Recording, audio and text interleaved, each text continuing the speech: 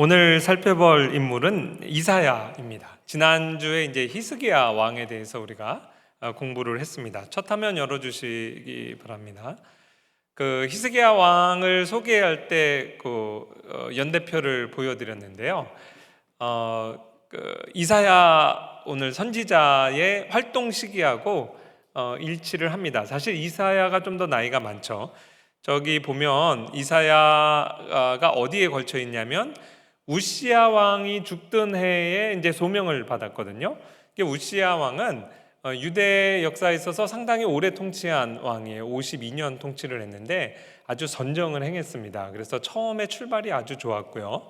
나라가 아주 강대해졌는데 나중에 교만해졌어요.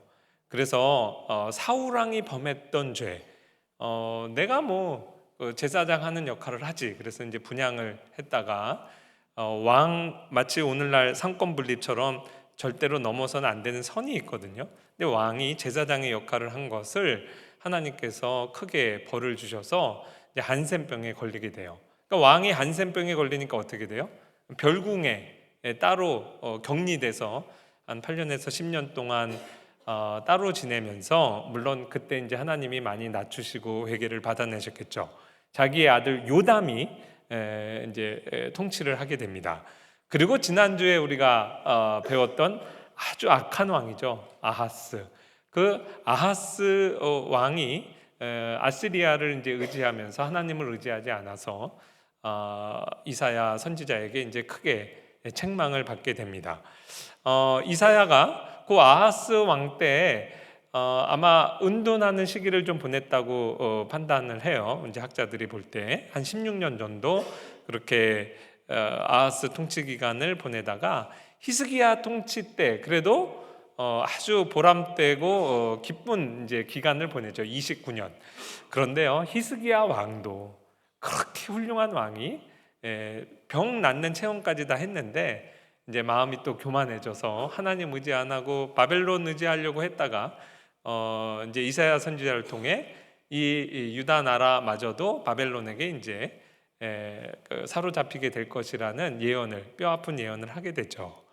그리고 히스기야가 죽고 그 다음에 이제 그의 아들 가장 악한 왕 므낫세 55년 통치입니다. 근데 이제 이 므낫세, 우리 마지막 회개한 므낫세까지 우리가 배웠지만 그 가장 망나니같이 악한 왕일 때 이사야의 그 예언이, 또 이사야의 책망이 이 므낫세 왕의 귀에 거슬렸어요. 그래서 전승에 따르면, 성경엔 없습니다, 나무통에 넣은 채로 이사야를 톱으로 잘라서 죽여버리는 그런 이제 악행을 범한 것으로 이제 유대인들은 다 그렇게 알고 있어요. 우리 박윤선 목사님 주석에 보면 그런 전승이 있으나 확실하지는 않다, 이렇게 이제 코멘트를 하셨습니다. 어쨌든 넓게 보아 BC 740년 경부터 680년까지, 그러니까 선지자의 사역만 60년 정도를 했어요. 그러니까 만약에 20살 때 소명을 받았으면 한 80에 돌아가신 거고, 조금 더 늦게 소명을 받았다 그러시면 이제 거의 한 90 정도까지 장수는 했으나, 이 이사야의 삶이 결국 이제 마지막에는 순교하는 것으로 이제 우리에게 이제 전해지고 있습니다. 이사야가, 그래서 이제 이사야 1장 1절을 보면 유다 왕 우시야, 요담, 아하스, 히스기야 시대에 아모스의 아들 이사야가 유다와 예루살렘에 관하여 본 계시라. 그리고 이제 므낫세 왕에 의해서 죽임을 당했으니까 5 왕이 이제 이렇게 바뀌는 것을 다 경험을 했죠. 이사야의 생애, 이사야 이름이 중요합니다. 여호와께서 구원하신다.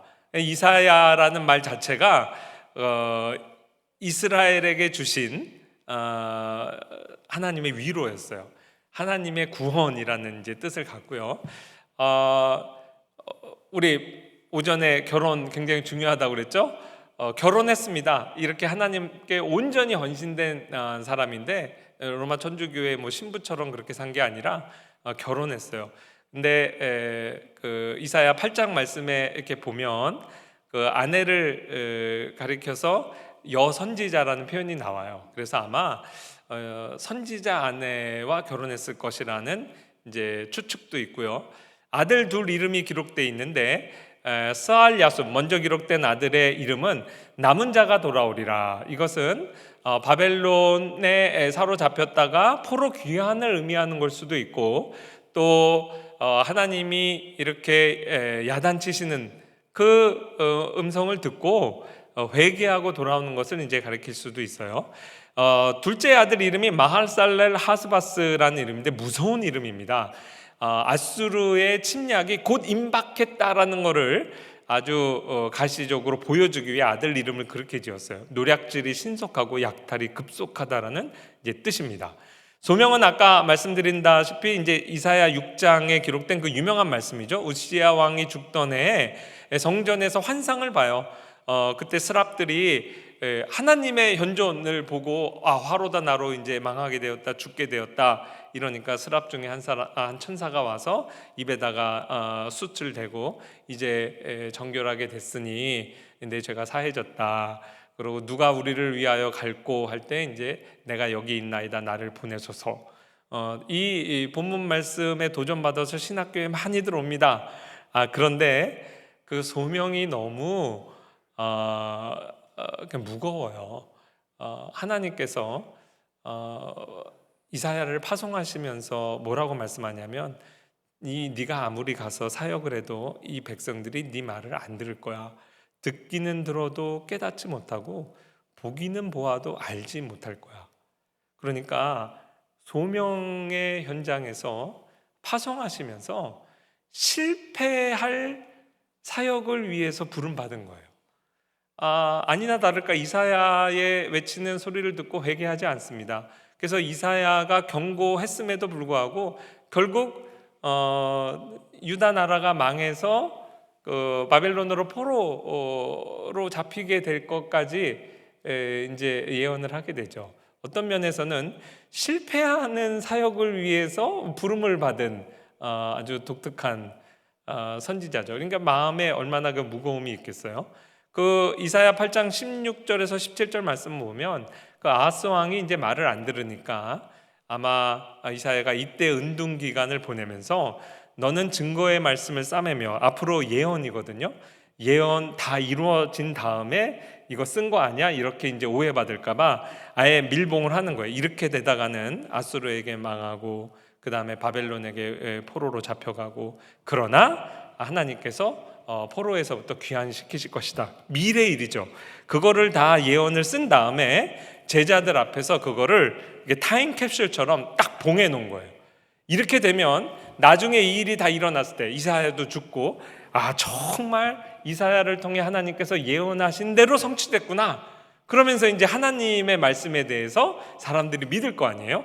그래서 이사야가 이때 이제 하나님께 받은 계시의 말씀, 지금 우리가 읽는 이 말씀들을 밀봉해서 이런 식이 이제 1장부터 한 39장까지의 1차 예언은 BC 700년경쯤 썼다고 학자들이 추정을 해요. 그런 내용을 어디에 이제 밀봉해서 두었다가 그것이 이제 나중에 또 예언을 받아서 쓴 66편까지의 말씀하고 이제 합쳐서 우리의 손에 이제 전해지게 된 거죠. 죽음은 이제 아까 제가 말씀드린 바와 같고요. 히브리서 11장 37절에 믿음의 선진들이 톱으로 켜는 그런 박해도 받았다라고 히브리서 기자가 쓸 때 아마 이사야 선지자를 염두에 두었을 것이다. 그러니까 유대인들은 다 이렇게 믿고 있어요. 이러한 이제 삶을 살았습니다. 장수를 했지만 그 삶 자체가 그렇게 인간적인 눈으로 보면 성공하는 사역은 아니었고, 또 마지막에 순교를 해도 너무나 비참한 모습으로 순교했다. 이렇게 이제 유대인들은 이사야를 기억하고 있어요. 자, 이사야의 이 모든 생애와 사역 그 정수는 이사야서 안에 이제 기록이 돼 있죠. 이사야서는요 아주 기억하기가 쉽습니다. 성경이 66권이죠. 구약이 39권, 신약이 27권. 네. 이사야가 총 66장인데요. 1장부터 39장이 구약에 해당하고 40장부터 66장이 신약에 해당한다. 보통 우리는 이제 그렇게 기억을 하고 있어요. 그 신약이 어떻게 시작해요? 세례 요한의 사역으로 시작하잖아요. 세례 요한의 사역이 광야에 외치는 자의 소리, 그게 이제 지금 우리가 읽은 본문 40장, 내 백성을 위로하라, 내 백성을 위로하라. 정말 40장이 꼭 복음서 처음 신약의 출발같이 이제 굉장히 비슷합니다. 그래서 기억하기 좋으라고 그렇게 39장 또 40장 이렇게 나눠서 보면 좋겠어요.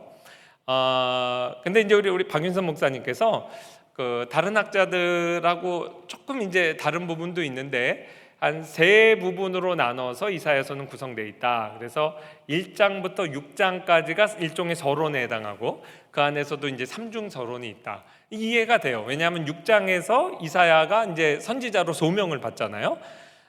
그리고 나서 이제 39장을 기점으로 해서 이제 나뉜다, 이렇게 설명을 하셨어요. 이런 이야기 좀 들어보셨을 겁니다. 그래서 39장까지는 주로 하나님의 심판, 회개하라, 이 메시지가 주종을 이루고 40장부터는 이제 회복과 구원에 관한 메시지다, 이렇게 이사야를 이제 이해하고 가르치시는 분들도 있는데요.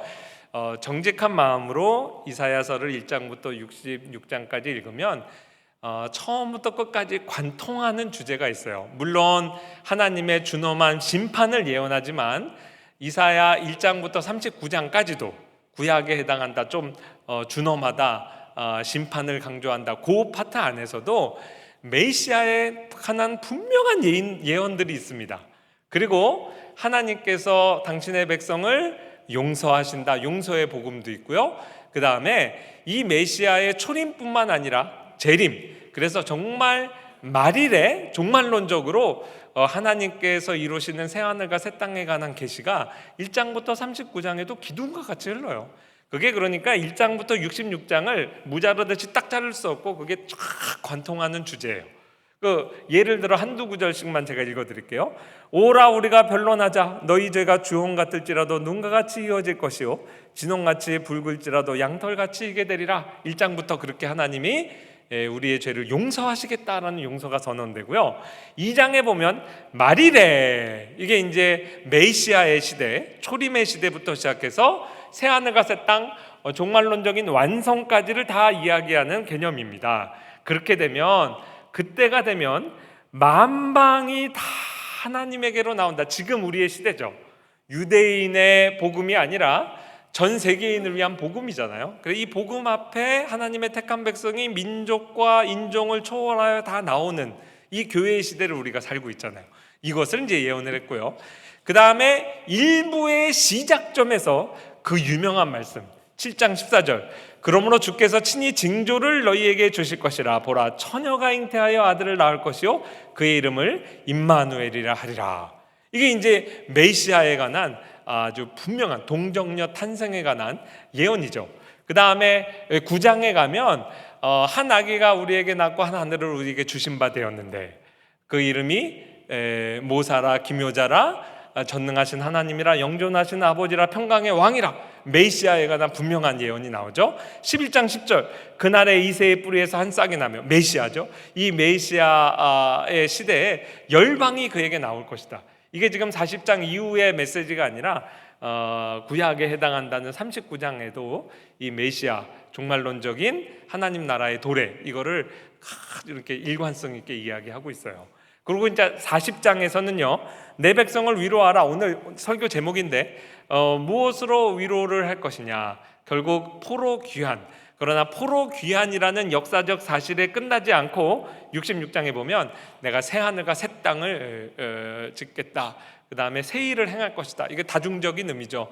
포로 귀환을 통해서 메시아 시대의 도래, 메시아의 초림만 아니라 마지막 종말론적인 재림의 완성까지 40장부터 정말 이게 큰 주제가 됩니다. 근데 이 일이 이루어지기 위해서 앞에서 이야기한 메시아가 동정녀로 탄생해서 그 다음엔 우리의 죄값을 해결하는 십자가의 사역을 할 것이다. 그 유명한 53장 말씀. 그러니까 이 이사야서를 보면 처음부터 끝까지 서론을 지나면서부터 바로 예수 그리스도 메시아가 중심이 되는 아주 구약에 게시된 복음 중에 복음이라고 볼 수가 있습니다. 오늘 내 백성을 위로하라. 도대체 무엇으로 위로를 할 것이냐? 위로의 핵심에 이스라엘의 구속자라는 말이 있어요. 이사야 예언 전체에 13번 등장합니다. 우리나라 말로 잘 번역을 했는데 이사야 44장 6절 구원자, 또 구원자가 어디 나오죠? 구원자라고 우리나라 47장 또 4절 두 군데 그 구원자는 사실 구속자라고 번역해야 맞아요. 그래서 총 이제 13번이나 반복되는 말인데, 이게 히브리어 원어를 보면 우리가 배운 내용입니다. 고엘이에요. 고엘. 언제 배웠죠? 룻기에서 보아스가 기업 물을 자. 내 사업이 다 망했어요. 근데 그 가업으로 받은 땅도 다 팔게 생겼어. 그때 나와 가장 가까운 친족부터 내 기업을 대신 사줘서 망한 우리 집안을 계속 일으켜서 사라지지 않도록 만드는 그 이스라엘에게만 있는 아주 독특한 은혜로운 제도, 그게 이제 고엘 제도인데, 이스라엘의 거룩한 자, 하나님을 지칭하죠. 그 지칭하는 명칭과 짝을 이루어서 나오는 말이 내가 이스라엘의 고엘이다, 이스라엘의 구속자다. 너희가 너희 죄로 말미암아 약속의 땅을 다 상실하게 됐잖아요. 그런데 염려하지 마. 고엘이란 제도를 내가 만들었잖아. 그래서 이스라엘의 구속자가 오셔서 너희의 잃어버린 기업을 다 회복시켜 주실 거야. 이 약속의 땅은 눈에 보이는 가시적 형태죠. 이걸 통해서 우리가 죄를 지어서 잃어버리게 된 진짜 기업, 그게 천국의 기업이죠. 천국을 우리에게 상속시켜 주실 기업 물을 자가 오실 거야. 이게 이사야가 내 백성을 위로하라라는 위로의 핵심어입니다. 이 고엘이 어떻게 하면 나에게 다가올 수 있을까? 그 고엘의 자격이 뭐냐면요, 나하고 가장 가까운 친척 관계여야 돼요. 근데 하나님은 하늘에 계시고 나는 인간이잖아요. 나하고 친족이 돼야 돼요. 그러면 어떻게 해야 돼요? 하나님이 그래서 사람이 되신 겁니다. 두 번째 띠임, 임마누엘, 그리스도의 성육신하고 바로 연결이 됩니다. 하나님께서 사람이 되시기 위해서 로마서 8장 29절에 보면 하나님이 미리 아신 자들을 또한 그 아들의 형상을 본받게 하기 위하여 미리 정하셨으니 이는 그로 많은 형제 중에서 맏아들이 되게 하심이라. 그러니까 그리스도께서 우리의 형님이래요. 그러니까 내가 망했으니까 우리 형님이 내 고엘 기업 물을 자가 돼 주시는 거죠. 그러기 위해서 이제 사람이 되신 거거든요. 그게 이제 제 1부의 시작.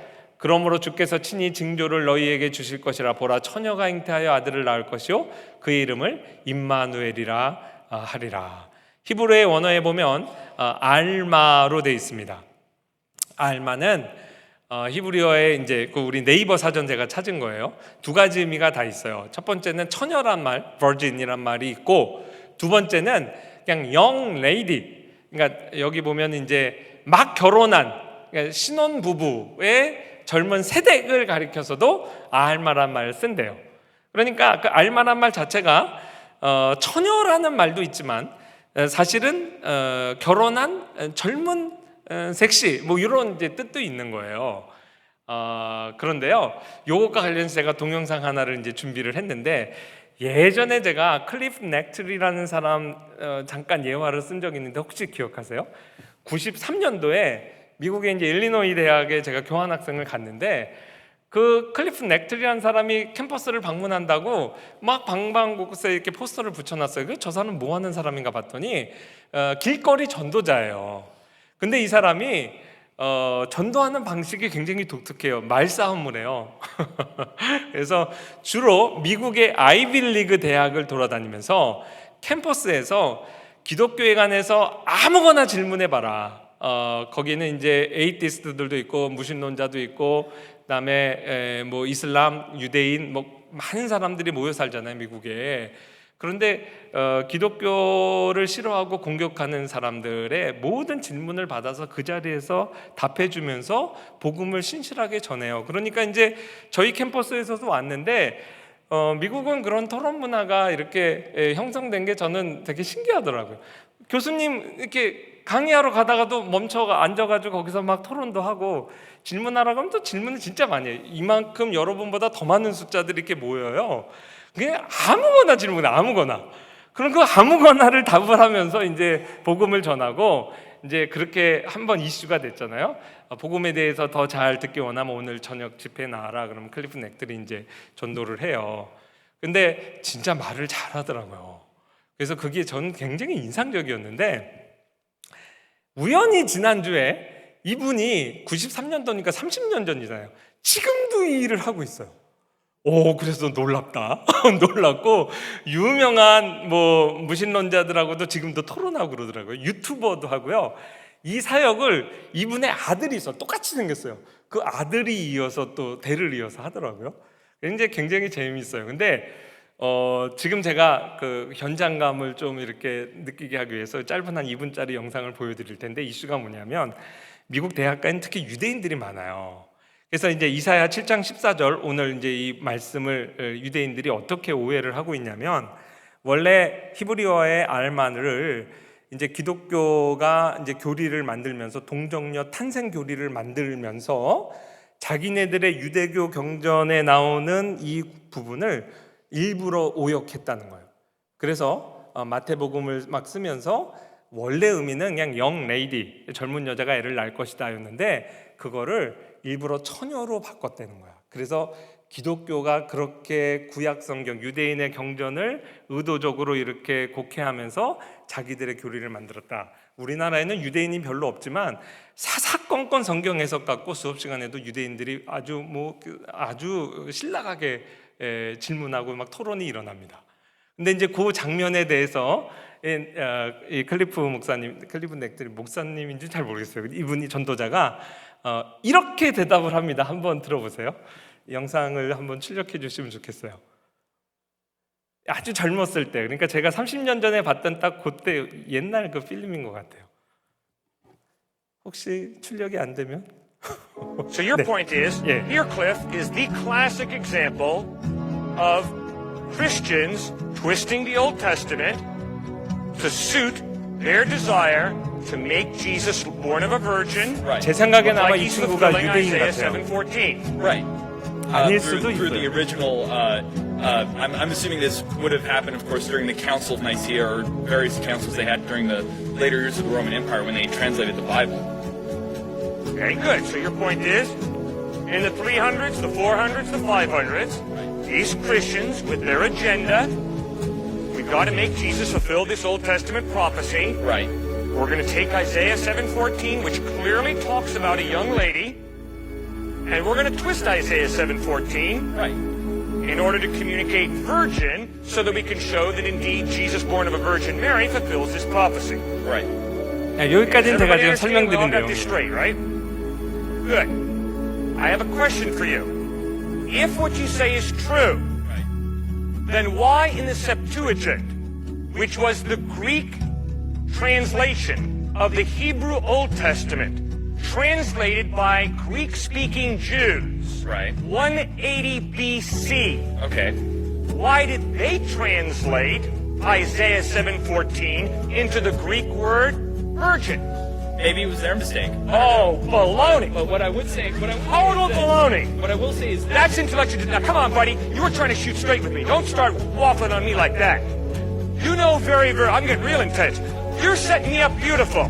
You're setting me up beautiful. Come on, buddy. Let's be intellectually honest. Okay. Your whole point was the Christian agenda to show that Jesus, born of a virgin, fulfills this Isaiah 7:14. It's obviously Christians. Well, folks, in 180 BC, there were no Christians. Were there? I suppose not. What do you mean you suppose not? Okay. There weren't any Christians. Come on, man. I'm not waffling on you. Don't waffle on me. Okay, fine. Sorry. All right. I'll grant you the point. So if the Jewish people, pre-birth of Christ, Okay. take the Hebrew Isaiah 7:14, translate it into Greek for their Greek-speaking Jewish buddies, and they use the Greek word virgin instead of young lady to translate Isaiah 7:14 accurately. Please don't tell me that it's some Christian perversion. 예, 이해하신 분은 굉장히 재밌게 보실 거예요. 이 동영상만 좀 제거해 주실래요? 그 70인경 텍스트를 좀 보여드릴게요. 기독교인이 구약 성경을 오해한 게 아니라 70인경이라고 했어요. 사실 이제 BC 180년이라고 그랬는데 사실 BC 250년에서 200년 사이에 유대인들이 그들의 세대 다음 그 세대들이 자꾸 히브리어를 까먹으니까 그 당시에 보편 언어였던 헬라 말로 구약 성경을 번역합니다. 그래서 구약의 히브리어를 헬라 말로 번역을 하면서 이사야 7장 14절에 그 처녀가 잉타하여 처녀를 알마로 돼 있는 처녀를 영어로 virgin으로 실제 처녀를 의미하는 파르테노스로 이제 딱 번역을 하게 돼요. 근데 딱 질문 나오면 이렇게 딱 답이 튀어나올 정도로 실제 굉장히 이제 박학한 거죠. 근데 여러분도 잘 생각을 해보세요. 이사야에 예언된 이 예언이 그 당시 유대인들이 보기에도 앞으로 동정녀 탄생 이해는 안 되겠지만 실제 그 단어로 번역을 한 거예요. 그리고 예수 그리스도의 동정녀 탄생으로 그것이 성취가 된 거죠. 이사야가 나중에 이게 사람들이 이 원문을 어떻게 고쳤다 이런 유대인들이 이런 생각 못하도록 그래서 이 책을 딱 봉해 놓은 거예요. 나 지금 미래의 일이야. 아직 일어나지 않았어. 근데 이렇게 미리 계시를 받아서 딱 두고 나중에 예수 그리스도에 의해서 성취됐을 때 진짜 예수님이 이 땅에 오셨을 때는 이미 이사야 우리가 지난번에 사회사본 나온 것처럼 유대인들이 그거 다 알고 있는 거예요. 그런데 지금 보니까 그러네. 진짜 동정녀 탄생으로 예수님이 탄생하셨네. 예언이 성취됐고 이것은 변치 않는 하나님의 말씀이네. 오늘날까지도 유대인들에게 이것이 이제 인정받는 거죠. 근데 이런 식으로 이제 복음을 한번 변증하고 가르치는데 뭐 다양한 토픽 아주 재미있습니다. 원하시는 분은 제가 그 링크 보내드릴 테니까 이렇게 한번 이제 보세요. 이것이 동정녀 탄생으로 온 것으로 끝나지 않고 기업 물을 자, 이 기업을 물으는데 우리가 왜 망했냐면 죄 때문에 망했거든요. 죄 문제를 해결해 주시기 위해서 이사야 53장으로 넘어가는 겁니다. 이 고난의 종이에요. 그래서 내 죄값을 실제 다 치러주신 거예요. 저희 합신에서 저를 가르치시고 우리 양 목사님도 가르치신 김성수 교수님, 지금은 이제 은퇴하셨죠. 이렇게 말씀을 수업 시간에 하신 말씀이에요. 40장의 내용의 첫 시작은 너희는 내 백성을 위로하라. 그 이유는 죄값이 치러졌기 때문이다. 이 이사야가 얼마나 오늘날 학자들도 당황케 하냐면요.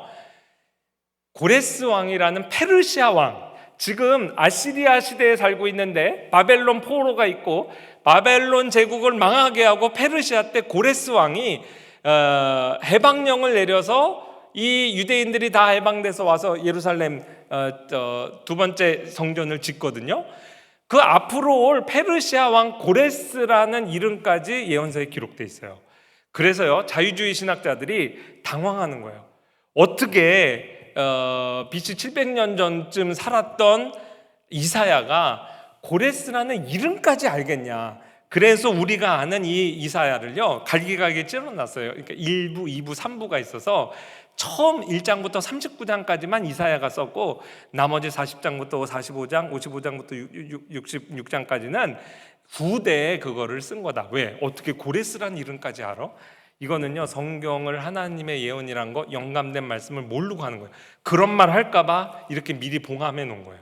그런 식으로 따지면 앞으로 태어나신 메시아의 이름까지 예언돼 있어요. 그리고 그 메시아가 부자의 무덤에 묻힐 것까지 예언돼 있어요. BC 1000년 전에 다윗 선지자를 통해서 십자가에 못 박힐 것까지 예언했어요. 속옷을 제비 뽑는 것까지 예언했다고.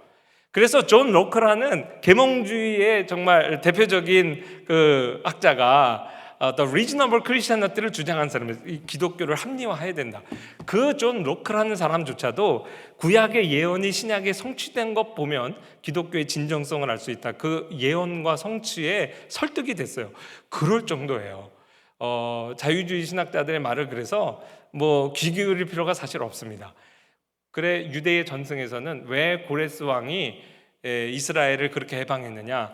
그 페르시아 제국이 전 세계를 딱 제패하고 났는데 이사야의 예언서를 들고 유대인들이 갔다 그랬어요. 당신의 출현을 성경이 예언했습니다. 거기에 고레스가 너무 마음에 감동이 돼서 이렇게 해방령을 내렸다. 이게 이제 유대인들의 전승에선 그래요.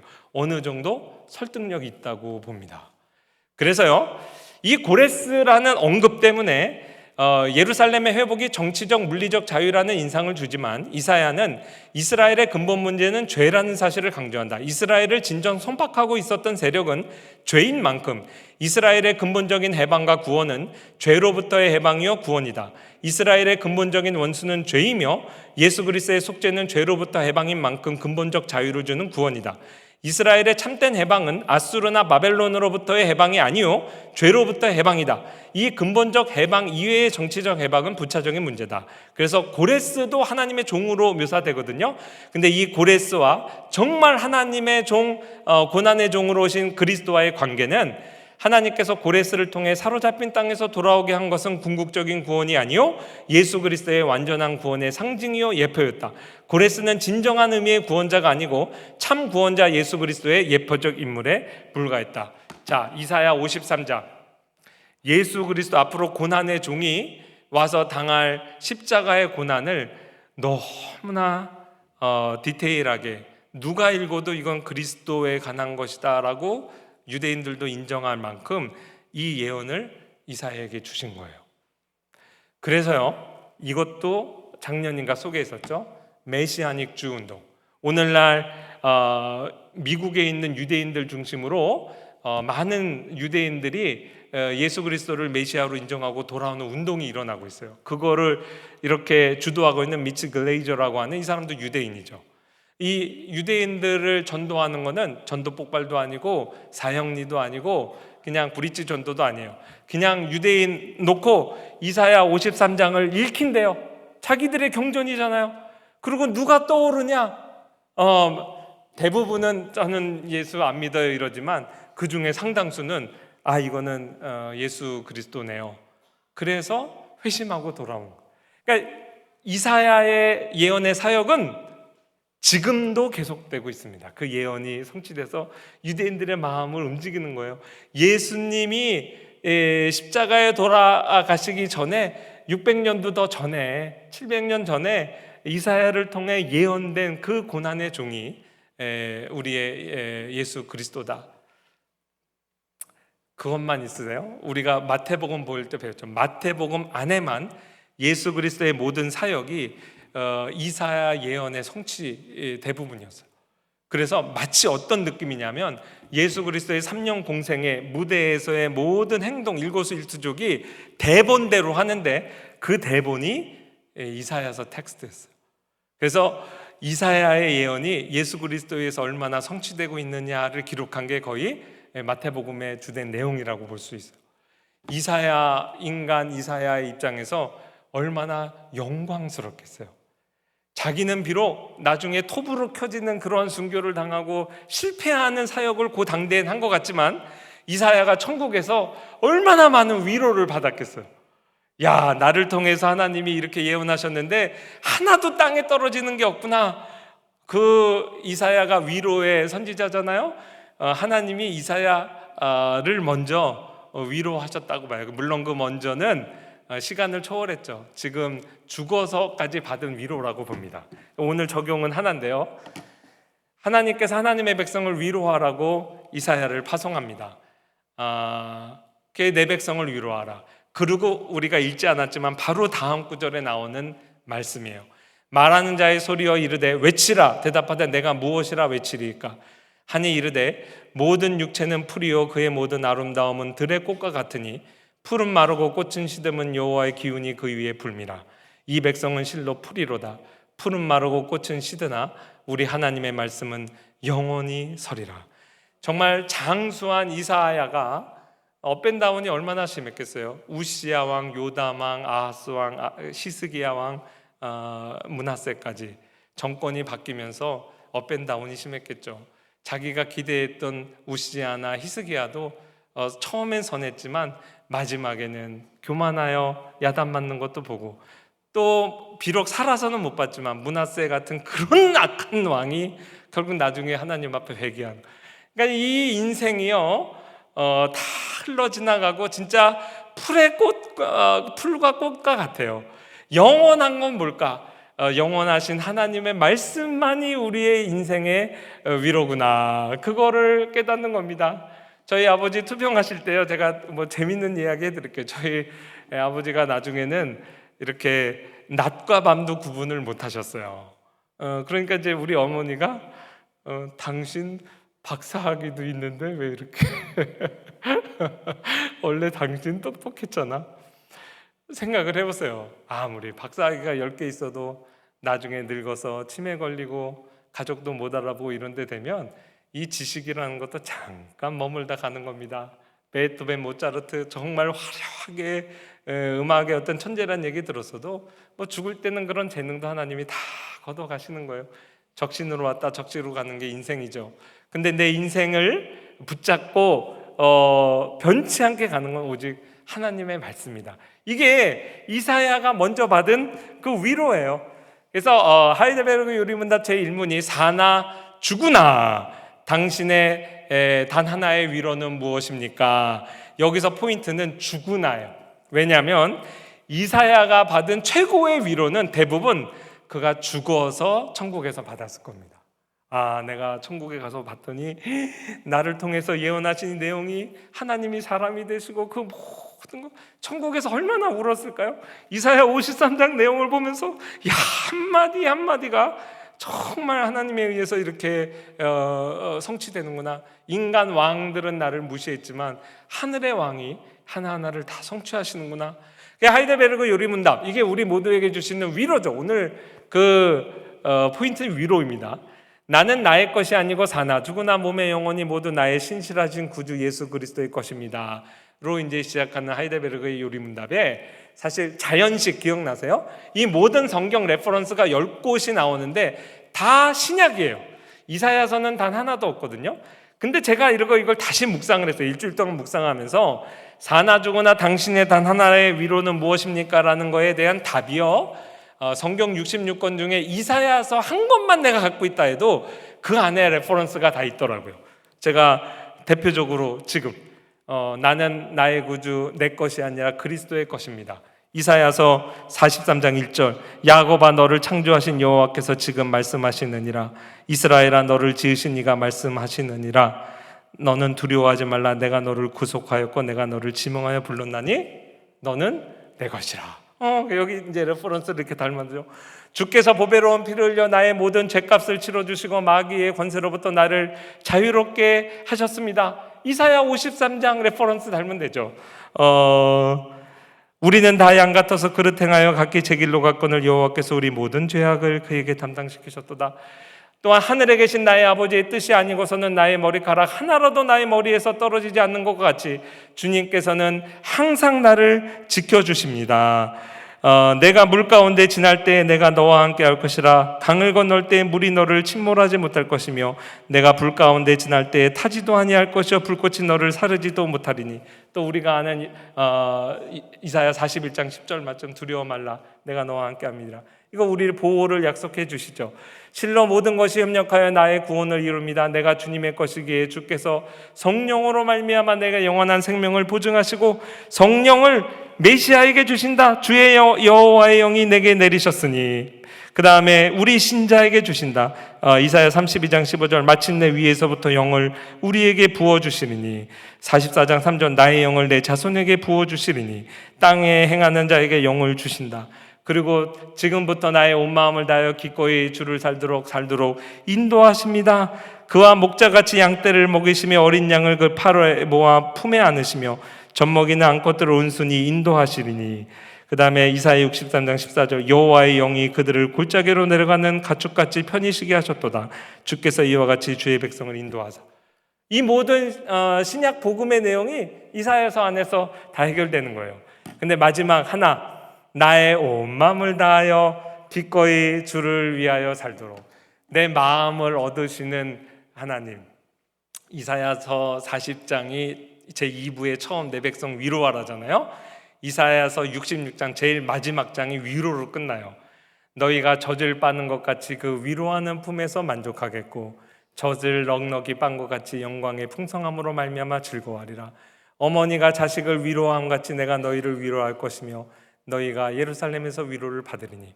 어머니가 자식을 위로하는 위로로 우리를 품으시는 하나님 안에서 우리가 위로를 받습니다. 근데 이 어머니의 이 자식에 대한 사랑을 이사야서가 어떻게 얘기해요? 49장 15절, 여인이 어찌 그 젖먹는 자식을 잊겠으며 자기 태에서 난 아들을 긍휼히 여기지 않겠느냐. 그들은 혹시 잊을지라도 나는 너를 잊지 아니할 것이라. 이 말씀이 영원히 변치 않아서 하이델베르그 요리입니다. 내가 죽어서도 안 변해요. 그래서 이사야를 잊지 않고 하나님이 이사야를 통해서 예언한 모든 것을 성취하시는 그 말씀 안에서 이사야가 자기가 위로받고 이스라엘 백성을 위로했던 겁니다. 근데 이 위로는 한마디로 젖먹는 아이를 품에 품은 여인의 엄마의 사랑으로 하나님께서 우리를 품고 기억하신다는 거예요. 오늘 1, 2부 설교를 통해 부부의 사랑을 하나님이 가르쳐 주셨잖아요. 오후 예배에서 부모의 사랑을 통해서 하나님이 우리를 위로하십니다. 여러분이 젖먹는 아이를 품에 품은, 그러니까 아하스 왕에게는 그 메시아 앞으로 700년 후에 있을 일이 왜 위로가 됐겠어요? 왜 위로가 안 됩니까? 우리가 불이 나서 엄마가 나를 꺼내다가 죽어야 모성애가 확인됩니까? 하나님은 그런 분이라는 거예요.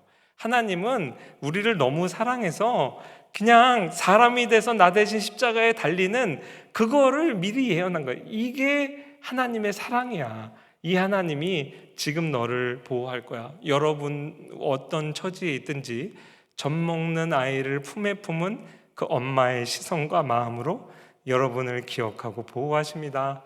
이 변치 않는 하나님의 사랑 안에서 여러분 위로받으시고 변치 않는 하나님의 말씀 안에서 여러분 위로받으시는 한 주 사시기를 주의 이름으로 축원합니다. 하나님 아버지 감사합니다. 내 백성을 위로하라 이렇게 외쳤던 이사야는 실패하는 사역, 또 인간적인 눈에 봐서는 비참한 모습으로 순교하는 그러한 인생을 살았지만 그를 통해 하나님께서 주셨던 말씀 하나라도 땅에 떨어지지 않고 다 성취되고 그리스도 안에서 성취되는 그러한 영광스러운 말씀의 성취를 누리는 선지자가 되었습니다. 우리에게도 변치 않는 하나님의 영원한 말씀 주신 것 감사합니다. 우리에게도 이사야가 누렸던 위로와 이스라엘 백성이 누렸던 위로를 주신 것 감사합니다. 여인을 참으로 갓난 아기를 가슴에 품은 그 엄마의 사랑으로 우리를 오늘 하루도 품어가시는 주님의 품 안에서 우리가 풍성한 위로를 체험하는 한 해 되게 하옵소서. 예수님 이름으로 기도합니다. 아멘.